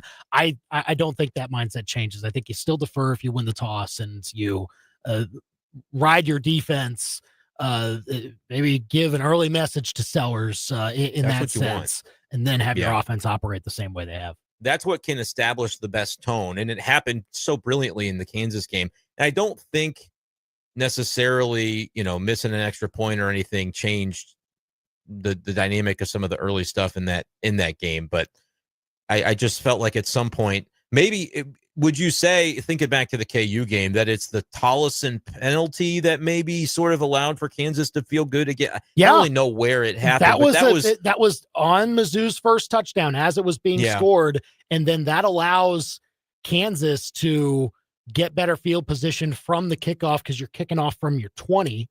And I think based on Kansas's starting position, they were held to fourth down on their first 3 plays. I don't think they go for it if they started on their 20 instead of their 35 or whatever it was. One of those things that in the moment I was like, yeah, kind of screw these guys. Like, take a penalty on Kansas, but you clean up, and I think they'll be, aware that was maybe a one-time thing that did kind of make life a little bit more difficult on them in the first half of that game. So with a South Carolina team that starts so quick, it's about execution, and I think those first possessions on either side of the ball are going to be important. But we've also, let's say it doesn't go your way. Maybe, you do defer, but they score on you, and then you aren't able to get the ball moving. That doesn't take you out of the game, because we know the way that Missouri has been able to respond to adversity within games. And that's something that, you preach and they've been able to execute. But ideally, you keep this thing even up until you're able to kind of establish the edge early on. Landon saying Mizzou 28, South Carolina 20. Says you agree with Brendan. I'm a bit nervous. We tend to always play them close. Yep, that's closer to where I view this game, actually. 28-20 is not my prediction, but it's not far off. Murph is breaking our hearts. Murph says South Carolina 28, Mizzou 27. Mizzou misses field goal as time expires. Oh, boy. I don't know what I would do with myself if that happened. Drinkwitz, someone's doubting Mizzou. Can you, I'm telling Dad. I don't think you get to be the hall monitor in this situation. No. Sorry, Brendan. No, I don't. Probably not. I don't. But I don't think Mizzou's going to lose the game, but I think it's going to be another one of those heart stoppers that we have come to endure, but not necessarily embrace. Thank goodness for Jamal Roberts housing one from 63 yards, because that for us to take a breath a little bit. There was a margin for error. They end up getting the Dalen Carnell interception, and that truly ends it. But I think you're going to have that type of fourth quarter where if Jamal Roberts doesn't go 63 yards to the house, you win by 3 or 4 instead of 10-11. That's the game. I think not the first half. You're not going down by 15. Don't do that again. But if that's a fourth quarter game where 2 different teams hold the lead, or there's a tie in the score at some point in time, won't be shocked by that at all. Call or text us. 875-KTGR. Shane says Mizzou 35-24. They win it. That is close to my prediction. I predict an 11-point win as well. I'll say 38-27. And that feels like, again, if I'm saying it's akin to the Kansas game, then that. But with Dylan Stewart, I think South Carolina's defense is better than Kansas's defense, and I'm worried that to win it, it's going to be a little bit lower scoring. And the total is 47.5, 48.5. My score prediction exceeds that total, but I don't feel strongly about that. I think this is another nip-tuck kind of game. And don't ask me how Mizzou gets to this number, because you might be afraid by my answer. But Mizzou 27, South Carolina 23 is my prediction for this game. Okay. Mizzou wins the game. Mizzou does not cover the spread. Mizzou does not cover the initial spread, at least in the way that my score prediction breaks down. But again, if Jamal has another 63-yarder in him in the fourth quarter, then they'll win by 11 instead of 4. That's great. But I think it's going to be one of those games where we're doing the Mr. Brightside thing, not truly knowing the outcome of the football contest. We'll see how it goes for that one. Call or text us with your score predictions at 875-KTGR. All right, what about the Chiefs? Chiefs at Giants, Sunday night. Speaking of not wanting to hear my answer. Oh, boy. Shane says 30-17 Chiefs win. I will say 27-14. I really thought about coming on here and predicting a Chiefs loss, but that would not be intellectual honesty from me, because I don't think they'll actually lose the game. I think it's ugly again. I'm going to go Chiefs 23, Giants 20. Yeah. That is ugly. It's going to be Butker. It's going to be 20-20, and the field goal as time expires. It won't be a far one, though. It'll be they'll wind it down and kick it. Right. But it's going to be escape with that first win of the season, and don't care how you did it, because you're just trying to inch closer to getting Rashee Rice back.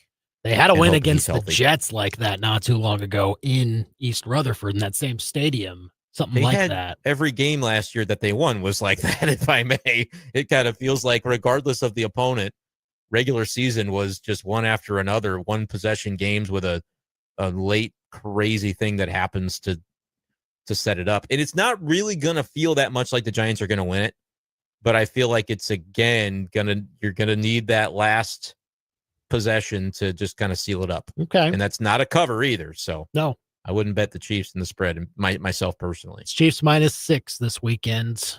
We'll see what happens with it. You can call or text us at 875-KTGR. We'll see if anybody takes either side there in the picks of the week coming up at 5:45. Plenty of NFL and college to sift through those. We'll see how that goes. And up next, it's back. We're going to bring back the SEC rooting guide this week with some of this and see who else we should be rooting for this weekend in the conference for Mizzou's sake, for all of that, since the goal is still to try and make the college football playoff. We'll get to our SEC rooting guide after this. Follow The Big Show on Facebook, X, Instagram, and YouTube. And keep it here on your total sports station, KTGR. There's nothing better than another loaded weekend of football across college football and the NFL. Underdog is going to be the place to go to select your entries and win money, not only this week, but all season long, Andy. And there are plenty of places to go in the NFL, of course. I will go to the Chiefs-Giants game on Sunday night. I actually think that Kareem Hunt can be the back that is a little more featured in this game, and his stat projection is at 27.5 rushing yards. I like higher than that. Won't get too much higher, but I think he's the back that the Chiefs will use maybe a tad bit more against the Giants. I think the Chiefs ultimately win the game, but we'll see how Kareem Hunt does that night. Now that's an interesting pick, and maybe you want to pair it on Underdog with a fade of Isaiah Pacheco. If you think Kareem Hunt's going to get more of the opportunity, maybe you go lower on his rushing yards. That's really the way you play it. Add another player from a different team than Kansas City, and suddenly you've got yourself an Underdog entry for the weekend. And if you get your entries right on Underdog, you can win up to 5,000 times your cash while playing with as little as $1. So download the app today and sign up with promo code KTGR to score $50 in bonus funds when you play your first $5. That's promo code KTGR. Millions of fans have already won billions making plays on Underdog. Will you be next? Underdog. Make plays, win money. Must be 18 plus and present in Missouri. Terms apply. See assets.underdogfantasy.com/web/play to get terms _DFS_.html for details. Concerned with your play? Call 1-800-GAMBLER or visit ncpgambling.org. On game day, every needs a. And every tailgate needs Kingsford charcoal. And a match. Whatever lot you're in, whatever you're grilling up for your fellow Tiger tailgaters, Kingsford charcoal is the official charcoal of Missouri football. Without it, you're just standing around in a parking lot. Since 1920, Kingsford has been proud to fire up your tailgates with friends and family. Kingsford.com. Winter's on the way, so now's the time to plan your tree pruning. Here's why. In winter, trees are dormant, which means there's less risk of disease. Plus, without all those leaves, it's way easier to see exactly what needs trimming. The educated, licensed, insured, and experienced crew at Advanced Tree Solutions knows how to protect your trees and your wallet. But spots are filling fast, so schedule your winter pruning today at AdvancedTreeSolutionsLLC.com. Advanced Tree Solutions, LLC. Your tree's best friend. You know that old driver in the corner of your garage? The one half jammed into an old golf bag that's now serving as a spider hotel? Yeah, somebody wants that driver, you know. Play it against sports. They'll pay you for the gear you're not using. Golf equipment, fitness gear, baseball, softball, and more. Bring it in and cash out, or upgrade to something you need for the upcoming season. Play it against sports wants your used equipment. They need it. So don't sit on it, swing on it. Play it against sports in Columbia. Think of them first so you don't finish last. Play it against sportscolumbiamo.com. Michael Agnew here with API Project Fitness. I understand that life is hard, and if you're soft, it will squish you. You must find a way to be hard. Armor yourself up mentally and physically and emotionally. Our goal is to help you find your inner strength and hardness. The difference between strength and weakness is choice. With our group fitness classes and personal training and open gym, the choice is yours. Choose strength. Find us at APIProjectFitness.com or call us at 573-268-6944 to make an appointment. Mackadoodles does selection like nobody else. If you're looking for ingredients to make the perfect new drink, look no further. Why settle for boring? Macadoodles has you covered. With Columbia's widest variety of beer, wine, and spirits, you're sure to find something new and exciting when you shop with Macadoodles. Come experience the difference in selection at Macadoodles today. Macadoodles delivers world-class customer service and unmatched selection at unbeatable prices. Who does selection like nobody else? Macadoodles does. Back to more of the biggest sports stories in mid-Missouri. You've got The Big Show on the KTGR app.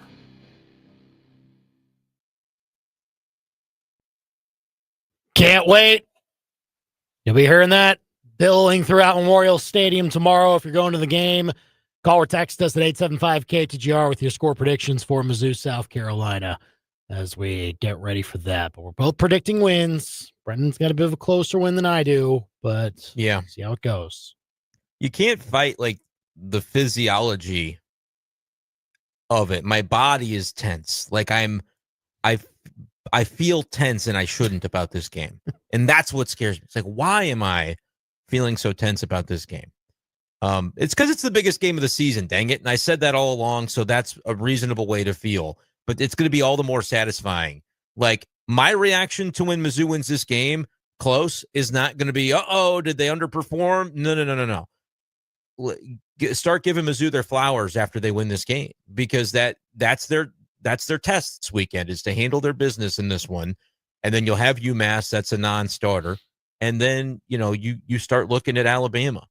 I mean, that's really where this season ramps up, and it can be your launch point. Tomorrow can be your launch point to what remains a very special blueprint to a season, being completely intact, unblemished, all that good stuff. They've answered every test so far. This one's a little bigger, I think, than previous tests in terms of the caliber of the opponent. And so here you go. This is the opportunity. We'll see what it looks like for the Tigers tomorrow. Again, a reminder, the Yuengling Tiger Game Day show begins at 3 p.m. tomorrow afternoon. Kickoff is at 6 p.m. And our Tiger Tailgate starts at 3:30 tomorrow. So be sure to get your free Tiger Tailgate passes before coming by our setup at Mizzou Arena. And be sure to bring some non-perishable food items too. Score Against Hunger game will have bins out where you can make your donations for that. Let's bring back the SEC rooting guide for this week. There's not a ton of SEC on SEC games on the schedule. Mizzou is one of only two, I believe. Yeah. They're both good games, though. Yeah, Auburn, Oklahoma is a very good one for all of that. And look, both Auburn and Oklahoma are on Mizzou's schedule. So I think from that perspective, you're like, I don't care who wins. I don't think it will be that big of a deal in the end as to whether Auburn, it looks better in your game against you, or Oklahoma does. I think they'll be, for like advantage purposes, there's maybe not one. No. Is what you're saying. No. Like, you play Oklahoma later in the season, so if they're a top 10 team when you play them, is that more of a chance to put a feather in your cap versus if Auburn, because Auburn may not have the time to climb into the top 10, even with this win, they would jump up. Yeah. It's nitpicking, I think, at that point. And look, this is a stretch for Auburn where if they lose this, they most likely lose their next two at A&M and home against Georgia before they face Mizzou. Yeah. Maybe you get a team that's a little more beat up from those losses, maybe doesn't have as much to be excited about for their season based on how it maybe started. And so if they lose this one, then they probably have lost three in a row. Now there is that sense of, okay, well, they return home and maybe they see an opportunity to poach somebody. But I actually think it would be to Mizzou's benefit for what you're saying. If Oklahoma is that team at the end of the season that becomes a clear playoff contender, is there in late November and needs the wins just as much as Mizzou does, like, it might not mean all that much well for Mizzou winning that game in Norman, but I think it's a bigger game, and I think that benefits Mizzou. Yeah, and I do think winning the game in Norman could be a resume booster if Oklahoma looks the way that, like, we're to the point in the season almost where maybe after one more week, we'll be able to say, I no longer, and maybe I'm saying it already, I don't need to root against Oklahoma because I want to manifest them not looking as good so that I'm not as afraid of the game when I get there. It's more the opposite where, like, I want Oklahoma to look good because I already know they're a semi-competent team at minimum. Nothing that happens is going to tell me that they're a pushover when I go to Norman. So, like, I'm not learning or gleaning information that makes me feel like, oh, we've got it in the bag when we go there. Regardless, that's a tense game, and Oklahoma's probably going to be favored almost regardless of, like, the way their schedule goes between now and then. That's just kind of the expectation when it comes to a road game. What I consider to be a tense game, rivalry aspect, and Oklahoma can say it's not. There's plenty of little trinkets for that spell out rivalry when it comes to those two teams. So yeah, I would say that more than anything, it's rooting for your schedule to look good. And when it's two teams that play one another, hard to really dictate what's the best for you. I think it's painful to say, but I think it is that Oklahoma happens later, has a higher ceiling than Auburn to be able to get like a top 6 or 5 ranking. Like, could Oklahoma be there? The biggest game of the rooting guide, if we do it every week, is going to be Red River Week. Oklahoma over Texas is going to be the most obvious route of the season to me in the SEC rooting guide. Well, it's games that Mizzou's not involved in. Yeah. Like, the common sense with this is to say, yeah, the teams that Mizzou is playing, you want to root for them in SEC games versus the teams that they are not playing. Right. However, you do need the teams that Mizzou is playing to take some losses here and there. Like, you don't want to be tied with them or have them have better records than them with all at that. 10-2, you do, because if you're Missouri, you look at the two teams that you lost to and say, we don't have the tiebreaker over those teams. So you're hoping it's a team at that point that was a shoe-in for the playoff and gave losses to everybody else. You know what I'm saying? Like, and if that's Oklahoma, then it's Oklahoma. But hopefully you're not losing to Oklahoma. I understand your point. It almost feels too early to try to game theory that aspect of it. And so you're just kind of like, can I say the one thing about Oklahoma-Auburn before we move on? Yeah. How funny has it been to watch social media of those two fan bases going at it? To, like, we've got no dog in the hunt, but we know OU fans are insane on social media. Auburn fans are getting a wind of that. I've seen Auburn fans issue formal apologies to Mizzou fans, Oklahoma State fans, like Texas fans, for how OU fans are on social media. Like, we had no idea you guys have been dealing with this for so long. So I just hope that somebody ends up devastated at the end of Auburn, Oklahoma. I just want it to be that type of ending, almost regardless of who wins it. But I think I prefer OU to win it, to be honest with you. Well, certainly when it comes to fans and the ones that I would want to be happy from that game, it probably means Auburn. But I want when Oklahoma loses to Missouri, it to sting that much worse. Okay. Yeah, that's right. You like that? I do. I think you can make a case other than probably Mississippi State. Just make sure you beat Northern Illinois. They'll do that. Yeah. I think you can make a case that you should root against every other SEC team this weekend in their non-conference Florida. Have chaos. But Ole Miss. Root against Florida, root against Ole Miss. You can even root against Arkansas, against Memphis on the road. There are other teams that have cupcakes, like Vanderbilt's got Georgia State, LSU's got Southeast Louisiana, Texas has Sam Houston State. Vandy did lose that game last year. They did. I just want to point that out. Yeah. They had to go Vandy's to Georgia covering, State, though, I believe, with that one. That was the deal. Vandy's going to win this one by a lot at home. 28.5. 28.5 is the number. It's gone up even more. Wow. Yeah, that's above 4 touchdowns. I will, root against Arkansas. I would love to see Memphis win that game. I think that's fine. Yeah. Arkansas could still be a game, though, if they're 7-4 going into the last game. Like, there's a little bit of respect behind that win. I don't know. It shouldn't matter. Strength of schedule stuff by that point shouldn't matter. No.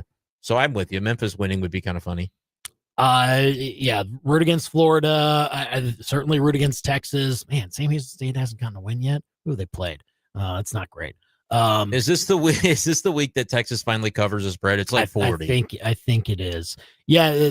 Sam Houston made the jump to FBS recently, and they've lost at Hawaii. They lost at home to UNLV. That doesn't look good. At Western Kentucky, they lost. Yeah, all double-digit losses, too. That's going to be, Texas is covering this week. This is the get-right game for Arch Manning. If you only beat Sam Houston by 10, Arch Manning, I swear, or like 17 or 24. Right, even. Like, yeah. that's kind of what they've been doing. Come I on think now. UTEP was 17 points, and it was like a 39-point spread. But I generally agree with what you're saying. The rooting guides will get more fun as we get a little bit deeper into conference play. Can I ask a non-SEC rooting guide question that's kind of relative to our interest? Yeah. Illinois at Indiana. Oh, boy. This is an angle because of the CFP. Uh-huh. The winner of this game kind of does put itself in the driver's seat to a potential 11-1 season. I know Illinois has Ohio State. I think it's a home game. But like assuming Ohio State handles that, do you view it as like, which of these teams does Missouri or any hopeful, the 6th 10-2 SEC team, or like the 5th, whatever that number ends up being, that doesn't want to get left out by an 11-1? As much as it might hurt, I think you probably say Illinois. Indiana's schedule this year is a little bit tougher than Illinois' is.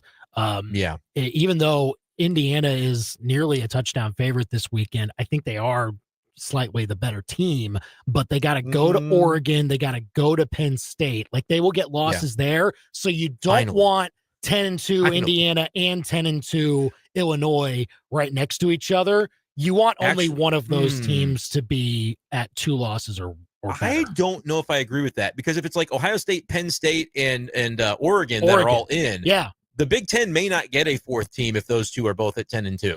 Like, if Illinois wins this game against Indiana, loses to Ohio State, and slips up in another one, that might be your hope. Right.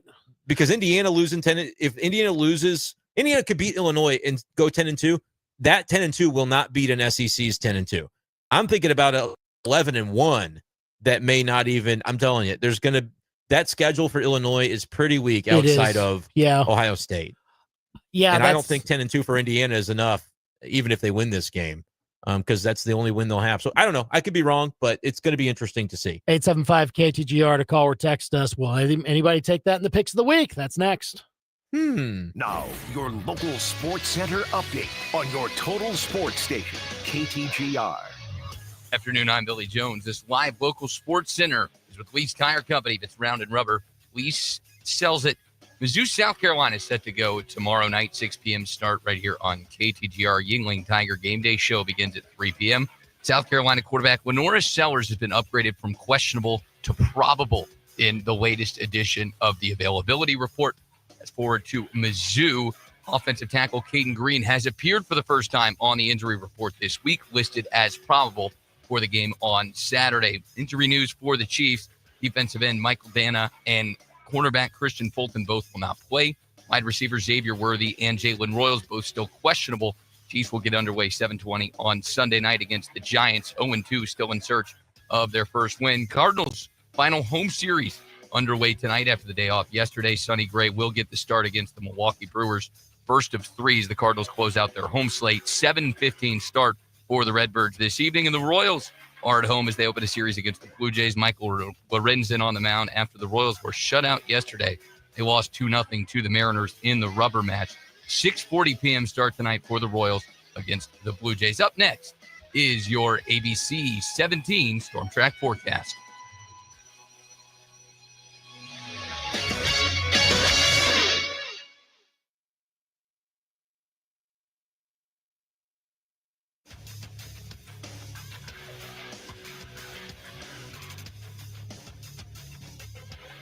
I'm Storm Track meteorologist Sawyer Jackson, and although we had some isolated storms throughout the afternoon hours, we are expected to be dry the rest of this evening. But tomorrow, we are going to be seeing some more chances of rain starting up in the morning, lasting throughout the early afternoon, starting to become a little bit less widespread throughout the afternoon hours. But if you are going to be heading to that Mizzou game, maybe just grab a poncho just in case, because we could be seeing that rainfall lasting throughout the game. I'm Storm Track meteorologist Sawyer Jackson, and that's your ABC 17 Storm Track forecast on your total sports station, KTGR. Hi, everyone. Andy Humphrey here for Lee's Tire Company. They're my car people. I'm proud to say it. And if you go to Lee's Tire Company, you'll be proud to say it too, because whenever I bring my car into Lee's Tire Company, I know that I'm getting an honest assessment of what my car needs. If I need new tires, I know they've got an incredible selection to choose from, and they run specials every single month to put money back in your pocket if you need those new tires. And also, they've been family owned and operated in mid-Missouri for decades, and they treat their customers the same way they treat their family. So if you haven't experienced the Lee's Tire Company difference yet, go and check them out at leastirecompany.com. If you need new tires, you can browse through their extensive catalog, see which ones you need for your vehicle, and then go check out one of their 3 locations. They're on the Business Loop in Columbia. They're at University Garage right by the MU campus, and they have a location in Centralia that you can check out. Lee's Tire Company, they are the place to go for tires in mid-Missouri. Go check them out at leastirecompany.com, because if it's round and rubber, Lee's sells it. leastirecompany.com. Discover, explore, and soak in the views of the incredible landscapes that make up the last frontier, Alaska. Experience the diverse culture and rich history as we cruise the Pacific coast and explore the wilds of Denali, Glacier Bay, and beyond. And boy, do we have some good news. There are currently still seats available, but don't wait, as you only have until October 3rd to book this once-in-a-lifetime trip. To RSVP and learn more, go to ZimmerCommunications.com today. Everyone has their go-to game day outfit. Maybe it's a comfy black and gold hoodie or that old hat you wear because it still hasn't been to a losing game. Hi, this is Sophie Cunningham, and if you really want to stand out on game day, talk to the team at Betch Jewelers in downtown Columbia. Rock your favorite team's colors with a beautifully designed, one-of-a-kind custom piece of jewelry from Betch Jewelers in downtown Columbia, our hometown jeweler. MIZBETZ. These beautiful moments begin at Betts. Begin at Betts.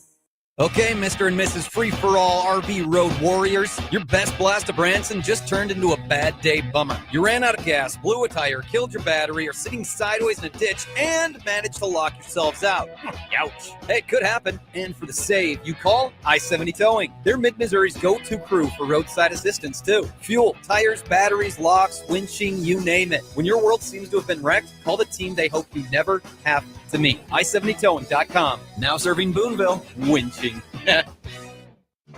There's no one-size-fits-all when it comes to football weekends, and that's what makes Yuengling such a great pick. From traditional lager to light lager, flight, golden pilsner, and black and tan, they brew a beer for everyone's taste. Whether you're manning the grill, setting up the tailgate, or just watching with friends, Yuengling's got a flavor that fits the moment. Brewed with nearly 200 years of tradition by the oldest brewery in America, Yuengling. Legends stand the test of time. DG Yuengling & Son, Pottsville, Pennsylvania.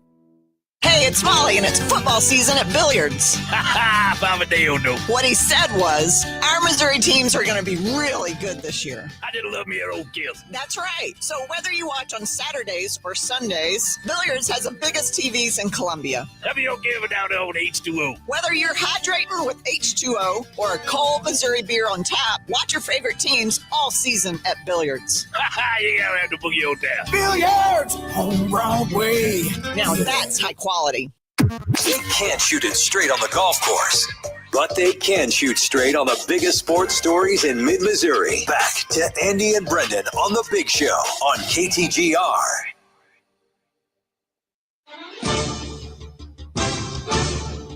We're back here on The Big Show, KTGR and the KTGR app. Andy, Brendan, and producer Billy back in the ring for the picks of the week as we go through college football and NFL and try to put the best picks on paper. Last week, Brendan, 5-0. Not bad. It's not too pretty shabby. good. Not too shabby.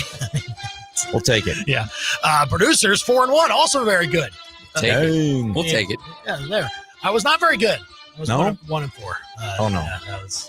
Hey, at least we were asking for separation. We finally got it. We did. I needed to do my part, so I decided to go 1-4. Yeah. But new week, we'll try to get things going. Brendan has the season-long league as it stands now through 4 weeks at 12-8. Producers are 11-9. I am 8-12. And so, Brendan, what's the order this week? Oh, it seems as though Andy needs all the help he can get. So he can go first. Producers can go second. I will go third because I don't know. It feels as though you guys might not even be picking the right picks anyway. So it's not like you're going to steal from me. It's fine. We'll take that. We'll take that as motivation, STP, if you will, for that.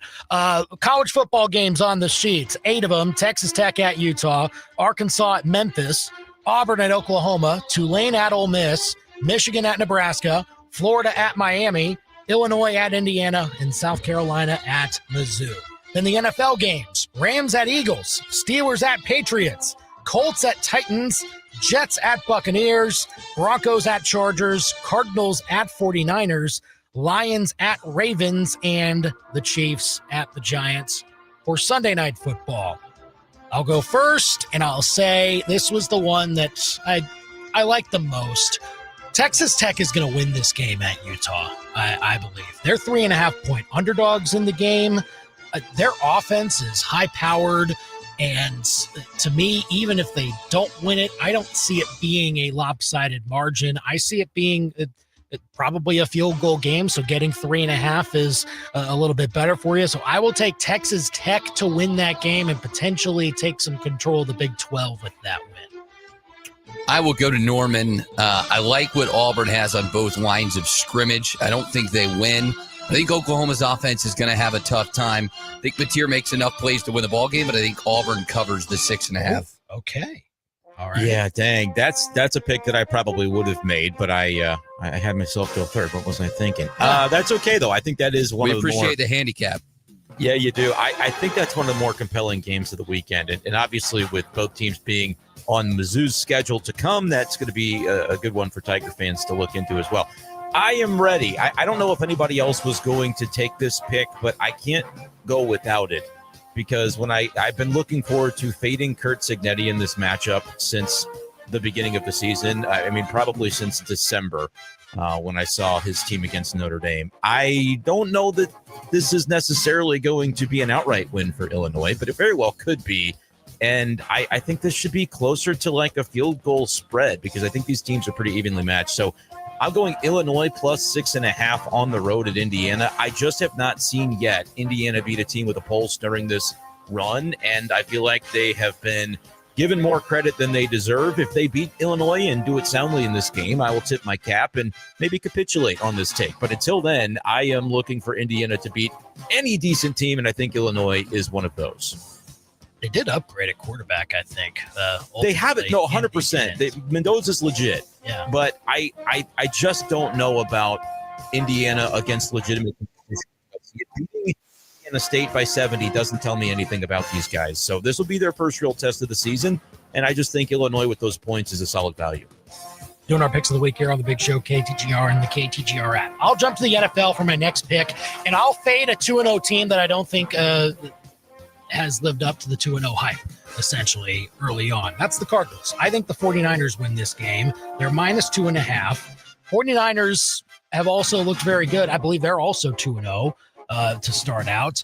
And even with the injuries that they've piled up on offense, the defense is still very strong. Robert Saleh coming back makes a huge difference for them. I say the 49ers win this game by at least a field goal at home against the Cardinals. The Ole Miss quarterback controversy has been interesting to watch. Austin Simmons throws 2 picks in that game against Kentucky. He gets hurt. Trinidad Chambliss played well last week against Arkansas, but now Simmons back.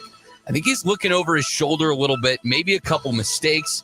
I like what Tulane has this year with John Summerall. I think they cover that 11.5 in Oxford. Ole Miss got LSU coming in next week, too, so maybe a little look-ahead game as well. So you're at Tulane plus 11.5 on that. Okay. Man, That's a little scary. I mean, the producers keep taking picks that I definitely had circled within the SEC as well, which has been a pretty good spot for me. I'm going to go with another game involving an SEC team, but I'm taking the other side. And, I mean, gosh, for people who listened to the way I talked about this team last year, you're going to be surprised. But I think Miami is different this time around. Minus 8.5 is not a number that I love hosting the Gators.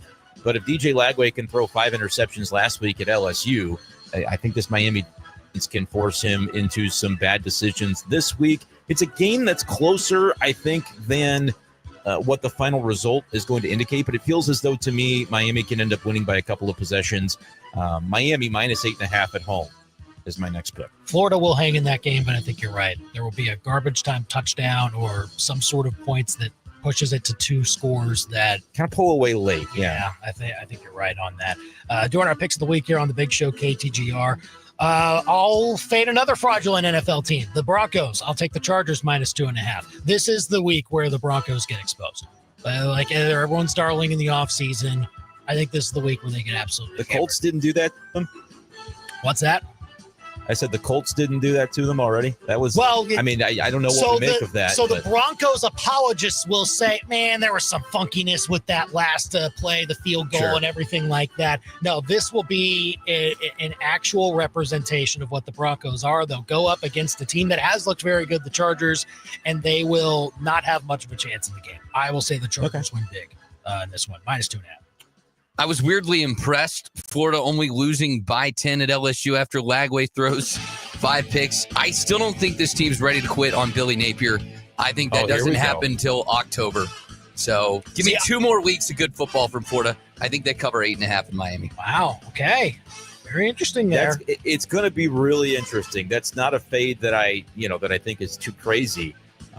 What if DJ Lagway doesn't throw 5 picks, right? And if he doesn't, Miami's offense might just be enough to still win this game by 9. Yeah. But I think back to last week with South Florida against Miami and coming off the win against Florida, the public was kind of very heavy on South Florida, and Miami beat them like a drum. So it's going to be very interesting to see how that kind of coalesces with Florida. But okay, you fade me there. All right, I hear you. I see you. Boy, that puts me in a spot where now I'm almost on my heels trying to figure out my next pick because the producers, I like their first 2 picks, and then they're coming at me with this one. So what does that mean? What does it mean? I guess we're going to find out as time goes along. I will go to this is a big number for the NFL, but I've been really feeling the vibes with Baker Mayfield, and I think at home against the Jets, they only have to win it by a touchdown, -6.5. The Jets situation, I don't know, maybe Tyrod Taylor is actually an upgrade over Justin Fields and can keep that thing competitive, but I'm not super impressed by the Jets defensively so far, and I just don't know that they'll be able to move the ball by any other means besides the run. And if you're that one-dimensional against the Buccaneers, I think the Bucs can win it by a touchdown. At least give me Bucs -6.5 at home. Okay, doing our picks of the week here on the Big Show KTGR and the KTGR app. Wow, nobody took them? All right, I'll take Mizzou. I'll take Mizzou -9.5. Thank you very much. You can have them. The number's certainly more favorable than it was earlier in the week, but that is still a big spread. It dropped enough for me. I think they'll get it done with that number. I predicted it. I hope you're right. I mean, my goodness. It's not the most confident pick I have this week, but since I put down a prediction that would cover this, I'll leave open the possibility that it happens and Mizzou actually does get a win that looks more comfortable than maybe it ends up being for 3 quarters. But I hope you're a big winner on that pick. All right. Go producers. Maybe a little bit of an emotional hedge, but until I see it, I can't believe it. I don't think the Titans can cover 4 against the Colts. A couple of 2-possession losses. More injuries with J.C. Latham. The offensive line's been a real mess this year. I don't know if the Colts are good, but I know the Titans are bad. So, man, it's going to go Colts -4 on the road there.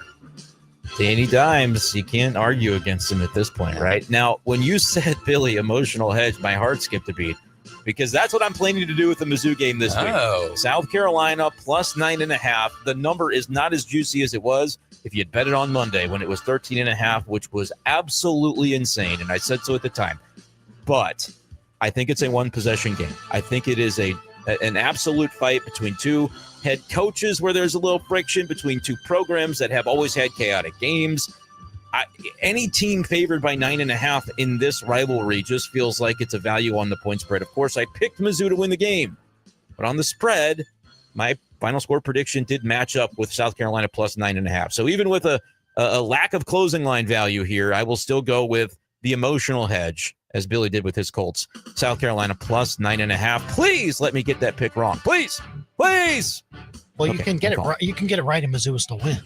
I was still doing. I want to bury these guys. I do not want to win this pick. Okay, fair I do enough. not want to win this pick. Fair enough. But don't you want to give them a loss that's more heartbreaking, like some sort of last-second field goal? We did that. Okay.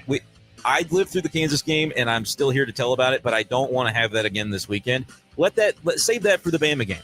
This South Carolina game, you know what? If we're finally getting some credit, if the national powers that be, the bookmakers, all those folks that normally kind of count Mizzou out, now they're giving you credit. Let's not blow that. Just beat them by a bunch. But for the emotional hedge, I am going to take the other side. All right, for my last pick, I'll go to a game where I think these two teams are pretty evenly matched, but Vegas isn't necessarily depicting it that way. I'm taking Nebraska at home plus 1.5 against Michigan. Love it. I think those two teams are very much the same. I think they're pretty good, not elite, obviously, but I don't think the number is at where it should be. And so I'll take a home team in that scenario that's getting 1.5, a little bit of extra value, but I do think Nebraska ends up winning the game with the home field advantage too. Andy threw me for a loop there. All right, I'll go to the Liberty Bowl, actually, in Memphis. I've been feeling good about this Arkansas team. I really think they are going to turn a corner, put a nice response. I think they cover that touchdown on the road. I think they win by more than 7. Our friend Bill Connolly had Memphis win the game outright. So on SP we'll Plus, see. We'll see. Yeah. We'll see come Monday. But But that's a tough test for give me the Piggies. Memphis is the side that I was thinking about. I like the over in this game too, like 60.5, 61. I think we could see a lot of points after that was the way that the Arkansas Ole Miss game went last weekend. And I don't really want to go to the NFL with another pick. I may return the favor here. I'm not super confident. I think of the 5 picks, this is my least confident, but I'm going to take Memphis plus the 7. If this is like a 33-30 game, Arkansas probably comes out on the right side of it. But heck, what you said about Bill Connolly, guy knows his stuff. Something tells me, man, if you're getting that kind of value compared to SP Plus, I'm going to take it with a home team. Why not? Very good. That's our picks of the week right there. We'll recap them on Monday, and we'll see who comes out on top this week. Thanks for joining us today. Thanks also to Rob Veno of WagerTalk.com for coming on as well. We have high school football coverage coming your way in just a few minutes. Hickman versus Battle in a Columbia rivalry coming your way soon. And don't forget, the Yuengling Tiger Game Day show begins at 3 p.m. tomorrow before Mizzou and South Carolina. He's Brendan. He's producer Billy. I'm Andy. We're done for now. Hello there. This is Quentin with JQ's on High in Jefferson City. We are looking for skilled and passionate hospitality